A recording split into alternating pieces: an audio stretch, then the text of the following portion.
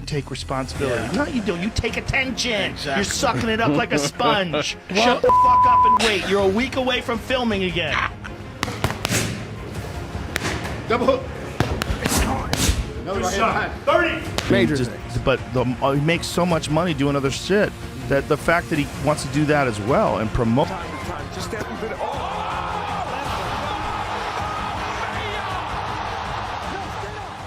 Shut the up, I don't give a dude, look at this. Look at this, he's fighting a professional boxer. Joe Rogan just attacked Jake Paul so hard after Jake announced he's quitting the fight with Mike Tyson. Seriously, it's like July 20th got hit with a bad luck charm, or maybe Jake's prayers for an escape plan finally worked. We're all sitting here jaws on the floor, but Joe, oh, he saw this coming a mile away. He's been shouting from the rooftops that this fight was a bad idea. Don't mess with Tyson, he said. But Jake, being Jake, was too busy chasing clout to care. Now that Jake's officially thrown in the towel, Joe's ready to give him the verbal smackdown of his life. Before we move on, please subscribe to our channel for more videos about Mike Tyson. Many of you might have started disliking Jake Paul when he challenged Mike Tyson or trashed Mike and his family. But Joe Rogan? He's been critical of Jake and his brother Logan since they first appeared on the scene. Joe has always been brutally honest, and his criticism of the Paul brothers is both sharp and memorable. He's questioned their place in combat sports, calling them opportunists more interested in fame and money than genuine passion or skill. One of Joe's standout criticisms was calling Jake Paul the biggest manipulator in boxing, and he has a point. It has under 10 fights. Right. He goes, whoever you want to have, bring me any guy that you have that's under 10 fights. You can see Eddie Hearn like shit. He was kind of stuck there. You think? Yep. Jake's quick rise seems more like a staged act, with opponents handpicked to ensure his wins, which Joe finds deeply troubling. It's not just about disliking Jake. Joe believes he's damaging boxing's integrity by picking fights with non-boxers or those past their prime. This keeps Jake's record spotless, but Joe argues it misleads fans about Jake's real skills and disrespects the sport. As Floyd Mayweather pointed out, Jake looks good as long as he fights MMA fighters and YouTubers, but facing a real boxer would be different. Joe has consistently criticized Jake for this, saying it's like building a reputation on a shaky foundation. On his podcast, Joe has scrutinized Jake's fight history, highlighting the flaws and questioning the legitimacy of his wins, positioning himself as a defender of boxing's integrity. Watching him fight, to me, screams like he's in over his head. Nothing. He looks like a real boxer. He looks like a real boxer. He doesn't look like a guy who's attempting boxing. That's the difference. The feints, the foot movement. Accusations against Jake for staged fights are piling up.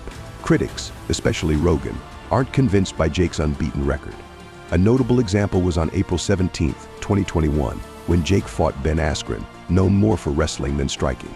That fight ended in a first-round KO, which many, including Joe, saw as a setup more WWE than real boxing. Then there was the fight against Tyron Woodley on August 29, 2021, a former UFC champ whose boxing skills were limited. Their rematch on December 18, 2021, ended with another knockout for Jake, fueling more speculation that these matches were more about names than skills. Joe Rogan has been vocal about this on the Joe Rogan Experience, analyzing Jake's fights like a detective. On his October 25, 2021 episode, Joe was openly skeptical about Jake's wins and the caliber of his opponents, comparing Jake's fights to playing a video game on easy mode. In his view, it's damaging the sport's integrity. He sees Jake as gaming the system for fame and money, turning boxing into a spectacle rather than a serious sport. On his May 15, 2022 episode, Joe criticized the way Jake's fights are marketed, arguing that true boxers earn their status through years of genuine competition, not by picking easy victories. When news broke on March 10, 2024, that Jake Paul and Mike Tyson would fight, reactions were mixed. Jake's fans were excited, but seasoned boxing enthusiasts were skeptical, questioning the fight's legitimacy. Joe Rogan dismissed it as a spectacle, not a real match, comparing it to Tyson's past fights and doubting Jake's chances. He saw the fight as a money grab rather than a genuine test of boxing skill. In a blunt ESPN interview on March 12th, Rogan said Jake Paul might be a marketing genius but not a true boxer. He argued the fight was more about headlines and money than actual skill. Across media, Rogan criticized the setup as a media circus designed to generate buzz and profits.